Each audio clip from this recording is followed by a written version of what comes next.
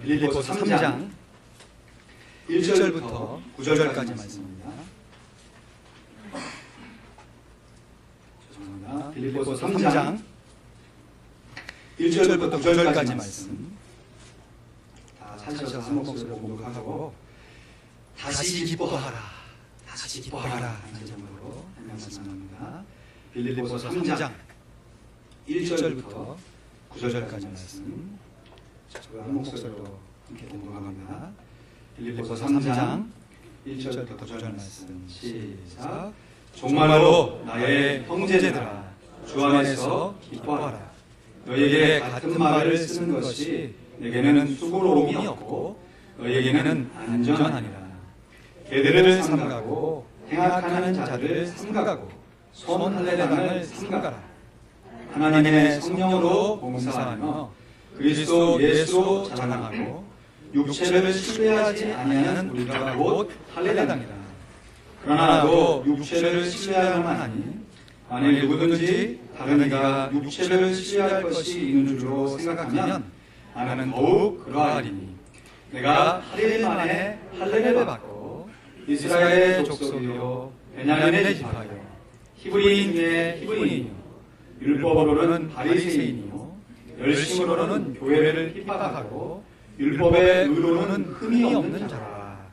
그러나 무엇이든지 내게 유익하던 것을 내가 그리스도를 위하여 다 해로 여길 뿐더러 또한 모든 것을 해로 여김은 내 주 그리스도 예수를 아는 지식이 가장 고상함을 인합니다.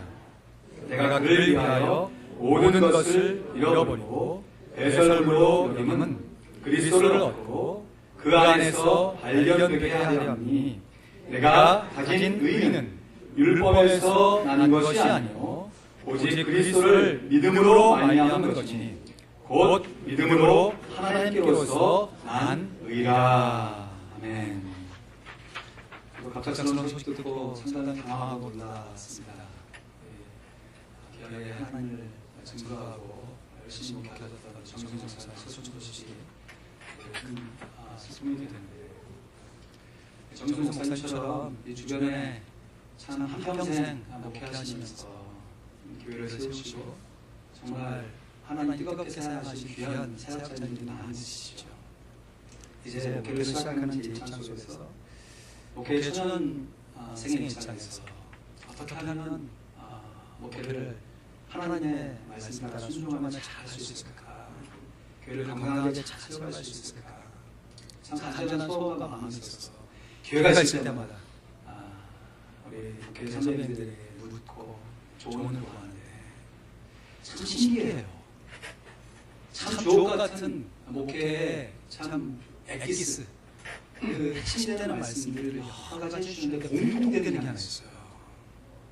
그게 뭐냐면 목사가 기뻐해야 성도가 행복하고 성도가 기뻐해야 교회가 행복하다는 것이죠.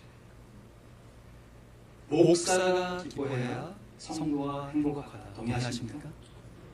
여러분이 기뻐하셔야 우리 온 교회가 행복해집니다. 동의하세요? 목사가 기쁜 이유 여러 가지 있겠죠. 그 중에 가장 큰 이유는 이제 목회를 시작하는 제 입장에서 이런 말씀드리기가 좀 쑥스럽지만 사실입니다. 목사가 기쁜 이유는요, 가정에서 부모가 기쁜 이유와 동일합니다. 그럼 부모가 가정에서 기쁜 이유는 자녀가 태어남 그 자체가 부모에게 얼마나 큰 기쁨입니까? 그리고 자녀들이 자라가는 과정 가운데 때에 맞게 잘 성장하는 그 모습을 바라보는 것이 부모가 누리는 가장 큰 기쁨이죠. 마찬가지로 목사가 누리는 기쁨이란 우리 성도님들이 때로는 힘들고 어려운 환경 속에서 인내하며 기도하시며 믿음을 키워가고 또 간절히 기도했던 기도제목 응답해서 감사하며 하나님께 찬양하며 남들이 알아주고 알아주지 않고 묵묵히 자기가 맡겨진 사명들을 감당해내면서 영적인 성숙을, 영적인 성장을 이루어내는 모습을 바라볼 때 그 모습이 목사에게 있어서 얼마나 큰 기쁨이 되는지 모릅니다. 저로 하여금 기쁜 목사, 행복한 목사가 되게 해주셔서 진심으로 감사를 드립니다. 때로 보면 참 저 상황 가운데서 어떻게 저렇게 시종일관 기도하실까, 기뻐하실까, 감사하실까. 믿음으로 사는 여러분의 모습을 볼 때 제게 큰 기쁨과 감사가 넘쳐나는 것을 고백합니다. 이러한 기쁨 가운데 충만했던 사람이 바로 오늘 본문 말씀을 지은 사도 바울이죠. 여러분, 바울이 지금 옥중에 갇혀 있습니다. 감옥이에요. 밖에 자기 마음대로 나갈 수 없는 상황이에요. 그런데도 내가 기뻐한다. 나만 기뻐하는 것이 아니라 너희들도 기뻐하라. 우리가 함께 기뻐하자 라고 고백할 수 있는 이유가 뭔가. 오늘 본문 말씀을 수신하는 빌립보 성도들이 여러 가지 어려움 속에서 하나님의 말씀에 순종함으로 말미암아 영적인 성장을 이루는 그 모습을 볼 때 사도 바울이 참 내가 기쁘다. 내가 너희들 모습을 볼 때 너무너무 기쁘다 라고 고백하죠. 오늘 본문 3장 1절 말씀 보실까요? 함께 읽지요. 정말로 나의 형제들아 주 안에서 기뻐하라.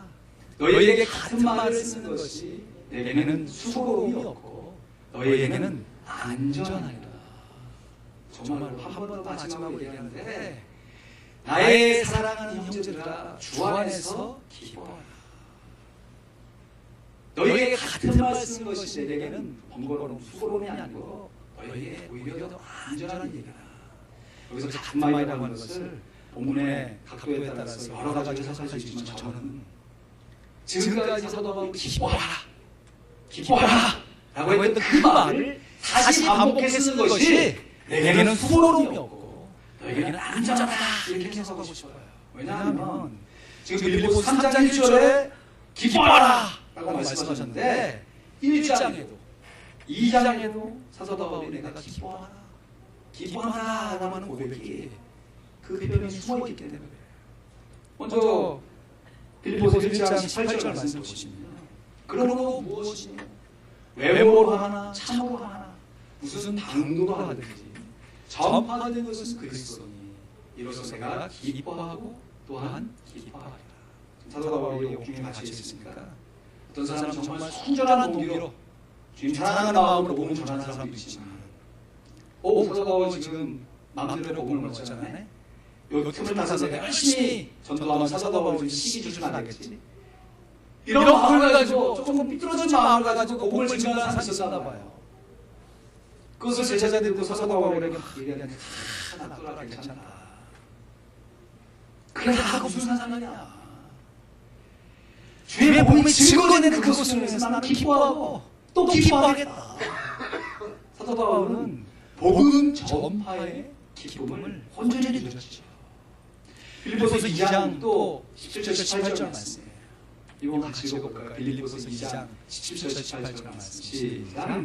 만일 너희 믿음의 재물과 봉사 위에 내가 나를 반제로 드릴지라도 나는 기뻐하고 너희 우리와 함께 기뻐하리니 이와 같이 너희도 기뻐하고 나와 함께 기뻐하라. 내가 복음 전파로 기뻐하고 기뻐하는 것처럼 너희들도 나와 함께 기뻐해라. 힘들고 어려운 일이 있는 것은 분명하지만 그래도 내가 너희와 함께 기뻐하는 것처럼 너희도 나와 함께 기뻐해 줄 것을 당부하고 있는 것이에요. 그러면서 빌립보서 3장으로 넘어와서 다시 한번 정말로 언제더라 기뻐하라. 근데 그냥 기뻐하는 것이 아니라 주 안에서 기뻐하라. 한번 따라해 보실까요? 주 안에서 좀 더 크게 주 안에서 기뻐하라. 빌립보 교회 성도들이 육신적인 관점으로 보면 인간적인 생각으로 보면 별로 기뻐할 일이 많지 않았던 것 같아요. 그러니까 사도 바울이 인간적인 입장에서는 기뻐하지 못하지만 주 안에서 주님 안에서 기뻐하라라고 권면하는 것 같아요. 만약에 서울에서 인천 가다 보면 주안이라고 하는 곳이 있죠. 이 주안에 있는 성도들은 이 구조를 진짜 좋아합니다. 주 안에서 기뻐하라. 살고 있는 도시 이름이 아니라 주님 안에서 기뻐하라. 때로는 우리의 환경과 우리의 마음가짐을 살펴볼 때 기뻐할 수 없는 환경 가운데 있을지라도 기뻐할 수 없는 마음가짐이라도 우리가 주님 안에 있을 때 주 안에서 넉넉히 기뻐할 수 있는 줄로 믿습니다. 왜냐하면 빌립보 교회의 처한 환경을 보니까요, 외적으로 보면 지금 유대 율법주의자들이 호시탐탐 어떻게든지 믿는 성도들을 넘어뜨리려고 환난과 핍박을 가하고 있는 상황이고요. 또 빌립보 교회의 내적인 상황을 보면 또 그 어려운 상황 가운데 하나가 되어도 부족할 판에 서로 반목하고 서로 시기하고 서로 다투는 일들이 일어나고 있는 것이죠. 그럼 그렇지 않습니까? 외적으로 환난이 있고 어려움이 생기면 내적으로라도 서로 뭉치면 그 어려움들을 함께 이겨나갈 건데, 안타깝게도 빌립보 교회의 상황을 보니까 외적으로 환난과 핍박이 일어나서 예수 믿는 이유로 죽임을 당하는 일도 있고, 유대 율법주의자들이 일어나가지고 어떻게든지 율법을 가지고 공격을 해오는 이 상황 가운데서 정말 안타깝게도 빌립보 교회 성도들이 한마음이 되지 못하고 서로 분열하고 다투는 이 상황 가운데서 인간적인 입장에서 보면 이런 환경 가운데 과연 기뻐할 수 있겠습니까?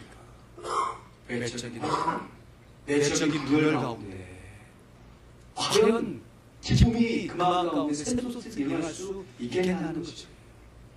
이러한 데서 사도 바울이 아니라 외적인 환난과 내적인 다툼이 있을지라도 우리가 주 안에서 기뻐할 수 있다.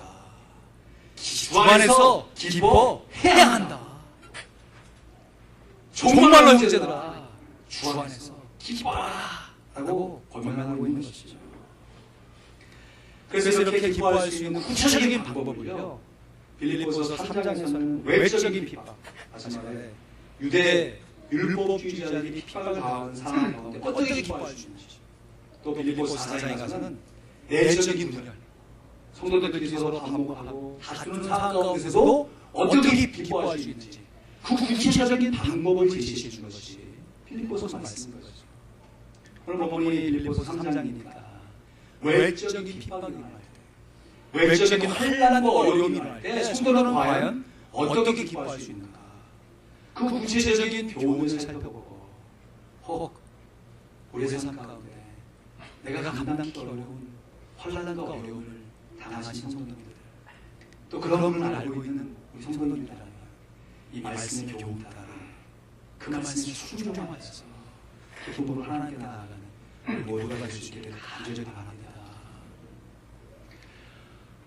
유대 율법주의자들이 어떻게 이 빌립보 교회 성도들을 핍박해 왔는가, 오늘 말씀 2절에 보면 사도 바울이 이렇게 권면합니다. 주 안에서 기뻐하라 라고 권면했던 사도 바울이 뜬금없이 개들을 삼가고 행악하는 자들을 삼가고 손할례장을 삼가라. 삼가라는 말을 3번이나 반복하죠. 개들을 삼가고 행악하는 자들을 삼가고 손할례장을 삼가라. 삼가라는 말이 원어적인 의미로 보면 조심하라, watch out, 그러죠. 경계하라는 뜻입니다. 왜냐하면 이러한 자들을 주의하지 않고 경계하지 않으면 이들의 핍박으로 인해서 빌립보 교회 성도들도 넘어질 뿐만 아니라, 사람이 그래요. 내가 핍박을 하고 어려움을 당하면 내가 다른 사람에게 그러지 말아야지 하는 마음은 품지만, 또 똑같은 환경에 처하게 되면 나도 나를 핍박하고 어려움 줬던 사람처럼 행동하기가 굉장히 쉬워요. 유대 율법주의자들이 지금 빌립보 교회의 성도들을 핍박하는데, 사도 바울이 우리가 볼 때는 그냥 좀 서로 연결이 안 되는 단어를 그냥 함께 나열한 것처럼 보이지만, 헬라어 원문에 보면요, 여러분 설교 나온 주에 기록해놨습니다. 개라고 하는 단어가 헬라어로 퀴나스라고 하는 단어예요.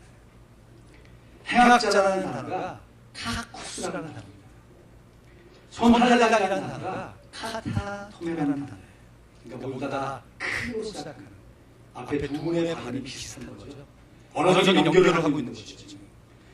동일한 유대 율법주의자를 세 가지 모습으로 나누어서 앞글자가 비슷한 단어를 연결시키면서 지금 삼가라, 삼가라, 삼가라 라고 교훈해 주는 것이죠.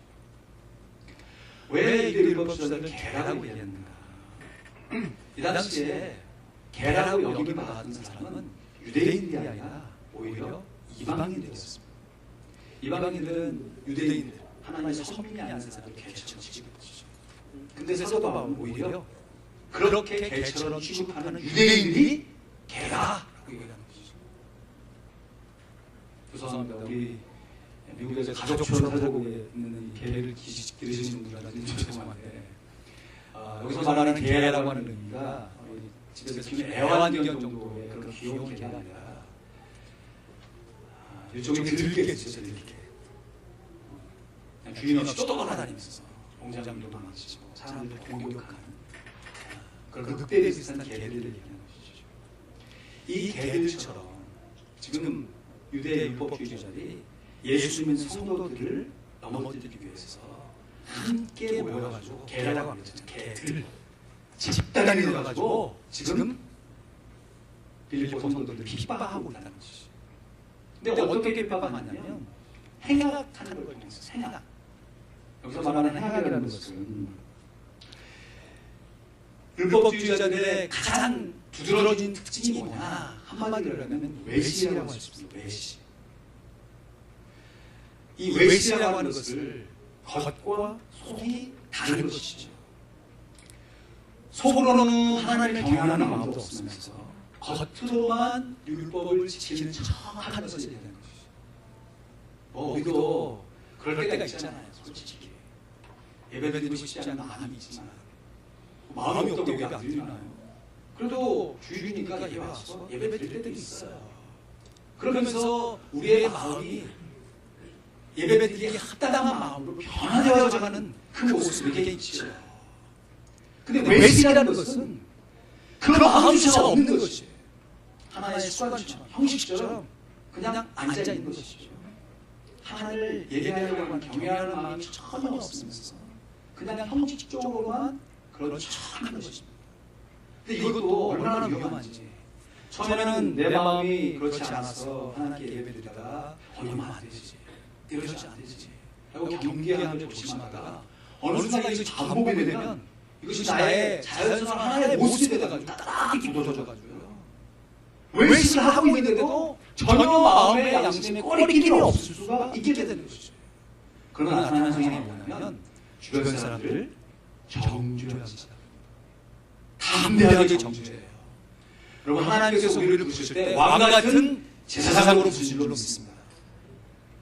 우리를 왕과 같은 제사장, 죄가 있으면 그 죄를 서로 고하여서 사해주고 위로하고 싸매주는 제사장으로 불렀지 그 죄를 지적하는 선지자로 부르지 않으셨어요. 근데 외식이 그 마음 가운데 똘똘 뭉쳐지게 되면 왕과 같은 선지자가 돼요. 담대합니다. 어떻게 그렇게 무시무시한 말로 다른 사람을 정죄할 수 있는지. 그리고 그 내면을 살펴보면 그 정죄한 그 정죄의 모습에 첫 번째 해당하는 사람이 바로 자기면서 그 모습은 자기하고 전혀 해당되지 않는다 얘기하면서 다른 사람을 정죄하는 것이죠. 이것이 예수님께서 바리새인들, 이 율법주의자들을 예수님께서 비난하시면서 예수님께서 말씀하시면서 질책하시면서 자기의 짐을 자기도 지지 않으면서 다른 사람에게 억지로 주려고 하는 자라고 말씀하셨어요. 자기는 하나님의 말씀에 순종할 마음이 전혀 없어요. 근데 다른 사람이 그렇게 살지 않으면 득도하시다가 정죄하는 것이죠. 이것이 삶의 하나의 딱딱한 껍질이 되어가지고 신앙에 굳어짐으로 나타나면 행악하는 자들이 되는 것이죠. 그리고 나타나는 사람이 예배나 또 하나님을 섬기는 그런 모습 가운데 그 중심은 사라지고 외면만 남아지는 유대인 입장에서 할례라고 하는 것이 굉장히 중요한 것입니다. 오늘 그리스도인들의 세례와 같은 것이죠. 근데 할례를 받고 세례를 받는데 그 마음 가운데 하나님을 경외한 마음이 전혀 없이 예수님을 믿는 믿음이 전혀 없이 그냥 의식으로 만든 의식으로. 때가 됐으니까 받고, 남들이 하니까 받고. 그러한 모습으로 살아가는 유대 율법주의자들을 경계하면서 너희들이 많아. 이러한 모습대로 살아간다면 주 안에서 기뻐할 수 없노라라는 것을 역으로 교훈해주고 있는 것이죠. 계획을 생각하고 행악하는 자들을 생각하고 선한 자를 삼라, 주의해라, 경계해라. 그러면서 사도 바울이 지금 세 가지 경계의 교훈을 주셨잖아요. 그러면 긍정적으로, 적극적으로 어떻게 하면 우리가 주 안에서 기뻐할 수 있는지 그 세 가지 교훈을 주신 말씀이 3절 말씀이죠. 그 3절 말씀 같이 읽습니다. 시작. 성령으로, 하나님의 성령으로 봉사하며 그리스도 예수로 자랑하고 육체를 신뢰하지 아니하는 우리가 곧 할례되라. 여기서 세 가지 하나님의 성령으로 봉사해야 된다.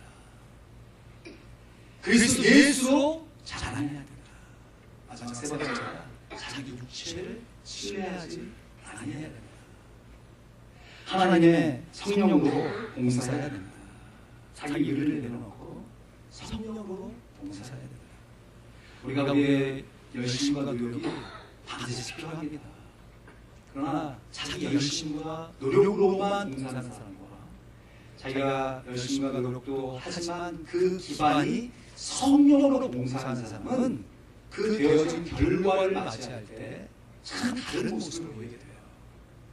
자기 열심으로 봉사하는 사람은 결과가 자기가 생각하는 기대함이 나오면 하나님께 찬양하지만 자기가 생각하는 기대에 못 미치게 되면 급 낙심하거나 급 비난합니다. 내가 이러려고 하나님을 주셨어요. 내가 이까지 걸 하려고 지금까지 수고하지 않았어요. 너. 그러나 성령으로 봉사하는 사람은요, 하나님께서 그 기도에 맞춰서 때에 맞게 다 길을 열어주셔가지고 결과가 잘 자기 기대에 맞게 나올 때에도 겸손하게 이것은 하나님께서 하신 것이에요. 그리고 오히려 하나님을 자랑하고 결과가 기대한 만큼 잘 안 됐어요. 그때도요 자기 스스로 낙심하지 않고 오히려 하나님의 은혜를 의지하여 살겠다고 하는 그 결심 하나님께 드릴 수가 있습니다. 이것이 정말 너무너무 중요하고 너무너무 우리의 삶 가운데 꼭 필요한 교훈인 것이에요. 그럼 우리가 한 번 사는 인생, 우리 모두가 다 주님을 위해서, 하나님의 영광을 위해서 살기로 작정한 인생인 줄로 믿습니다. 근데 되어지는 결과가 내가 생각하는 결과일 수 있지만 하나님의 더 큰 계획 안에서 합력하여 선을 이루시는 하나님의 그 과정 가운데 그 중간의 결과일 수 있어요.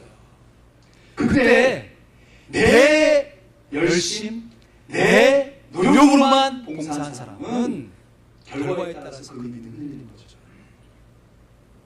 그러나 성령으로 봉사한 사람은 그 결과가 어떠하든지 어떠한 상황 속에서도 어떠한 순간 속에서도 하나님께 영광을 돌릴 수 있는 것입니다.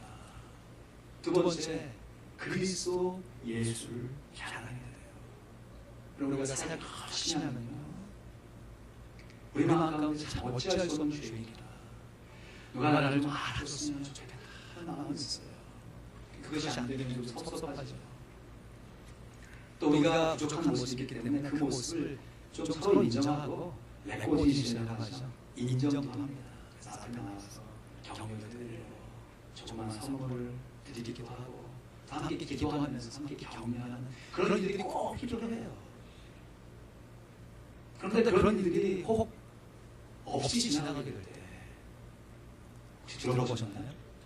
마귀의 일종의 섭섭마귀라고 우리 마음 가운데 섭섭한 마귀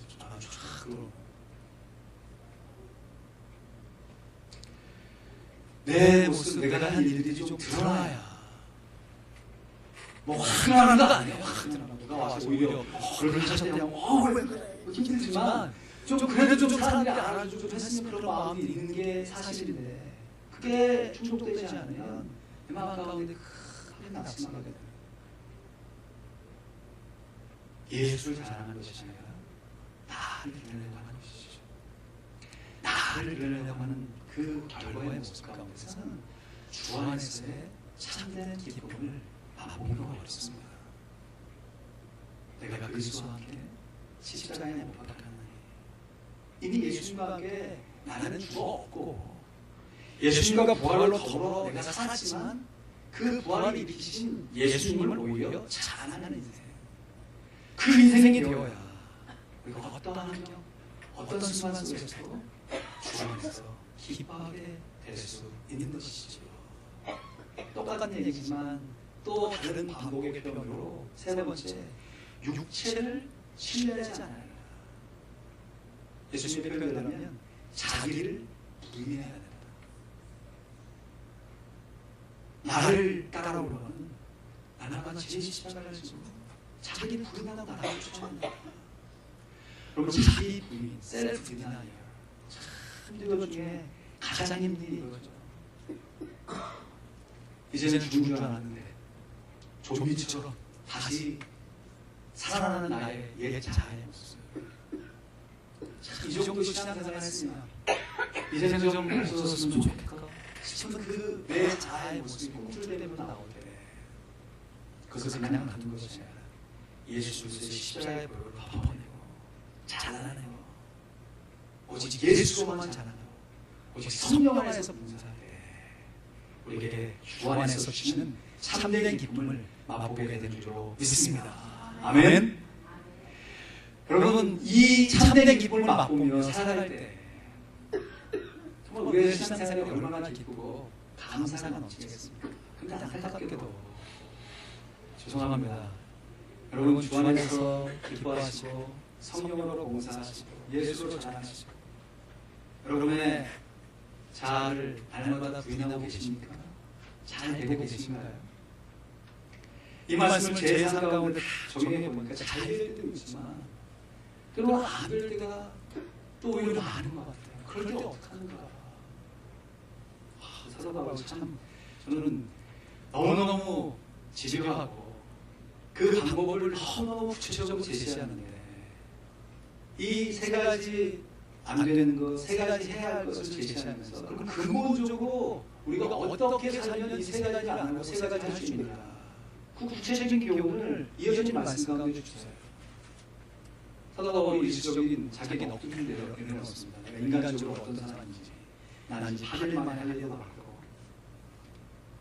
이스라엘 족속이고 베냐민 지파고 히브리인 중에 히브리인이고 율법은 흔히 없잖아요. 자기 육신의 자랑을 쭉 늘어놓고 갔지만 그거 얘기하려고 한 것이 아니라 그러나 오늘 본문은 7절, 8절 상반절 말씀 보시죠. 그러나 무엇인지 내게 유익하다는 것을 내가 그리스도를 위하여 해로 여길 뿐더러 또한 모든 것을 해로 여기는 내 주 그리스도 예수를 아는 지식이 가장 고상함을 인하느니라.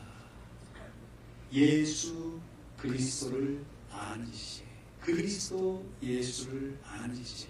다시 말해 나를 구원하시기 위해 십자가에 달려 돌아가시고 3일 만에 부활하신 그 예수 그리스도를 아는 지식이 내게 가장 귀하기 때문에 내가 지금 넋두리처럼 얘기했던 이런 모든 것들이 내게는 다 해결되었다, 의미가 없어졌다 라고 고백하는 것이죠.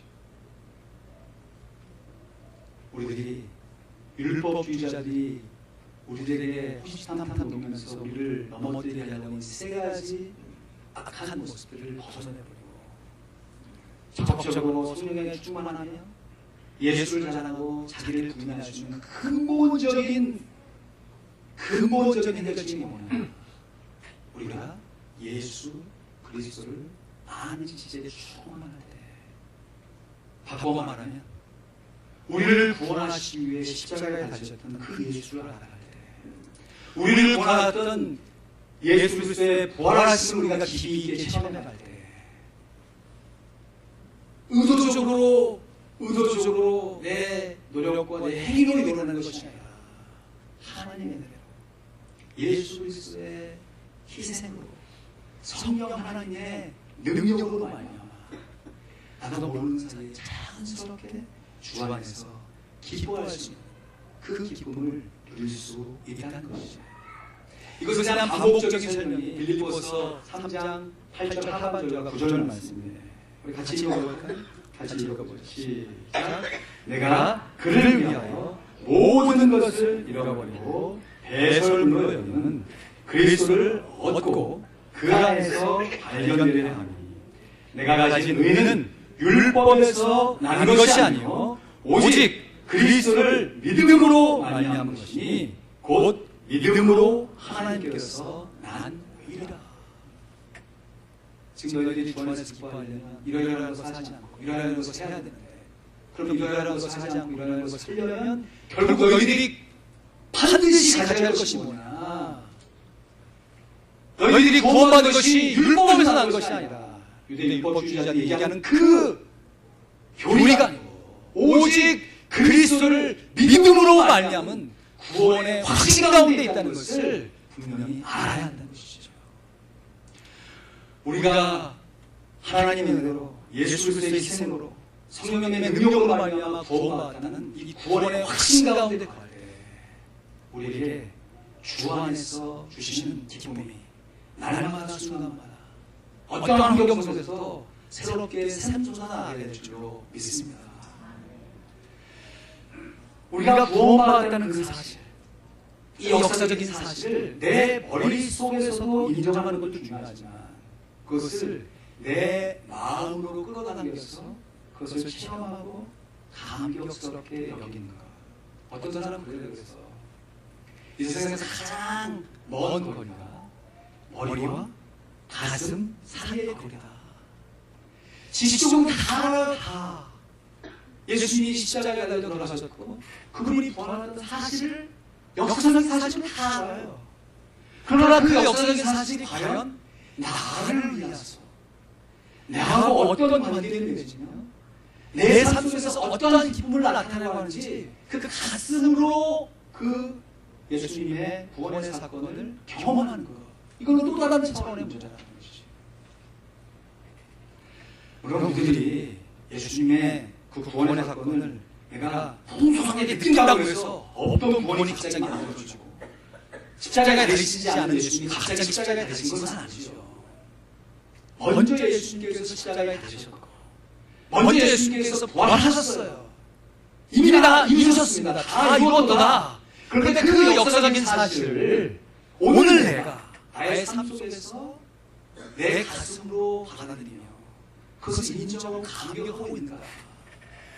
주 안에서 기뻐하려면 우리가 갖고 있는 이 구원에 대한 지식이 우리의 구원에 대한 감정의 모습으로 새롭게 해석되어서 하나님 앞에 우리의 모습을 드러낼 때 우리가 자연스럽게 성령으로 공생하고 예수로 전하고 우리의 육신을 부인해내며 이 유대 율법자들의 여러 가지 안 좋은 이 외식의 모습도 우리가 자연스럽게 극복해낼 수 있는 하나님의 사람이 되어진 것이죠. 한 가지 예를 들어볼까요? 1950년대에 한국전쟁이 발생했습니다. 그때 수많은 다국적 연합군이 이름도 알지 못하는 당시에 한국이라는 나라가 얼마나 알려졌어요.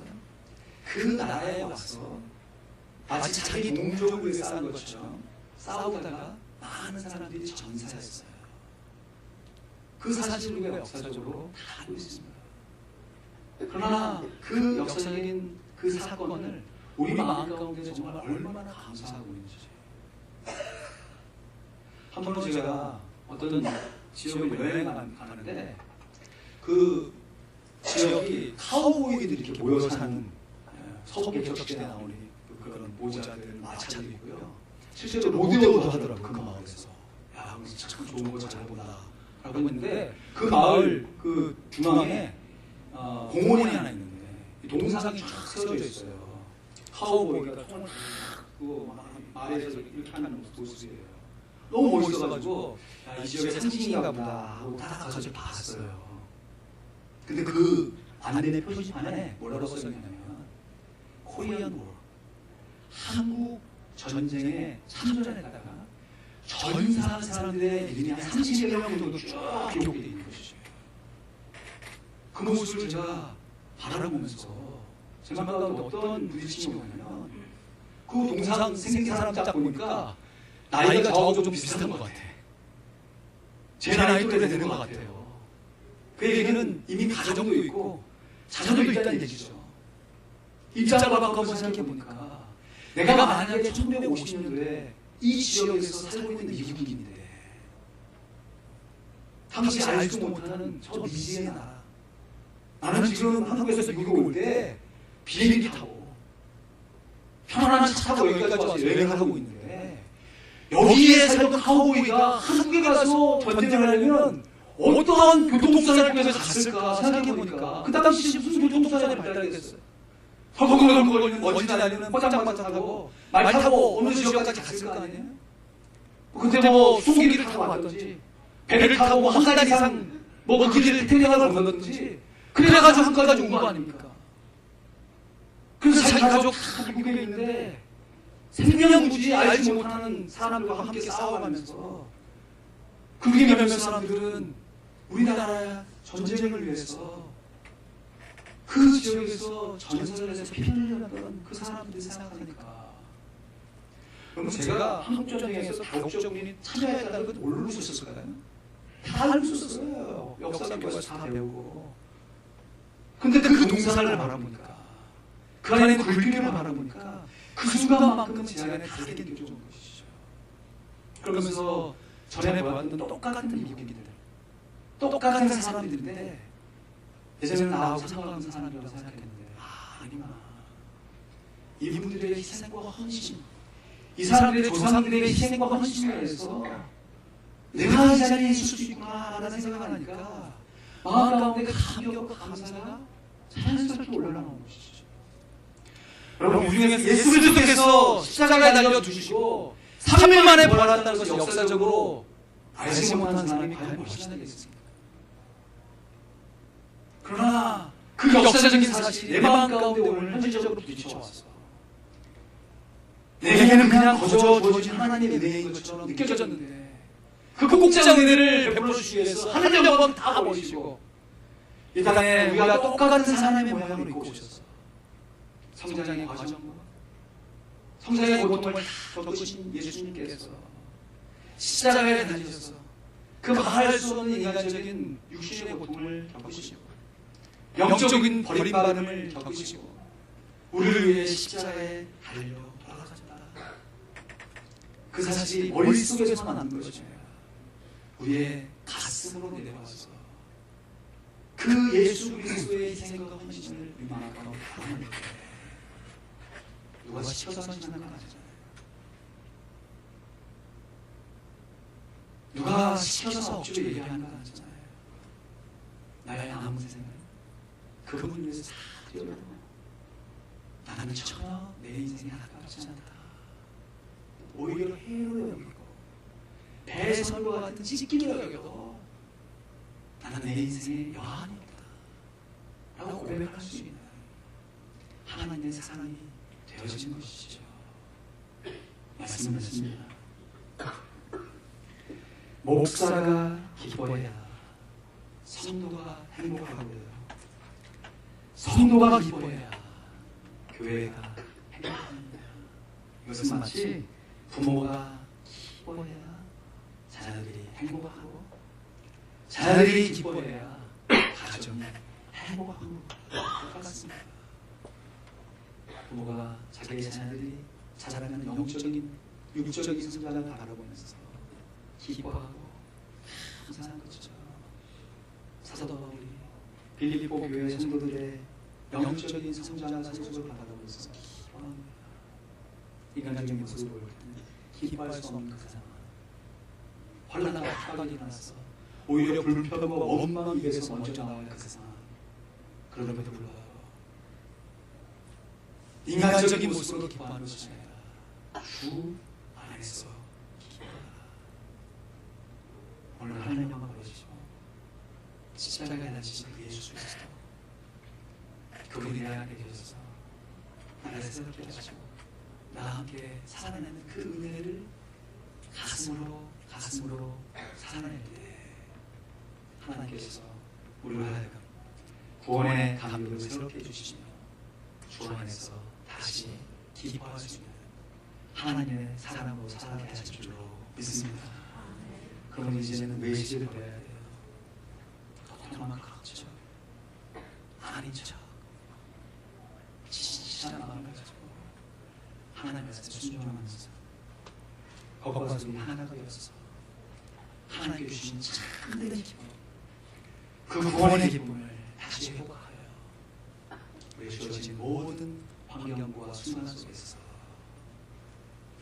하나님의 자녀답게 기쁨으로 영광을 누릴 수 있는 우리 모두가 되기를 주님의 이름으로 축원드립니다. 기도하겠습니다.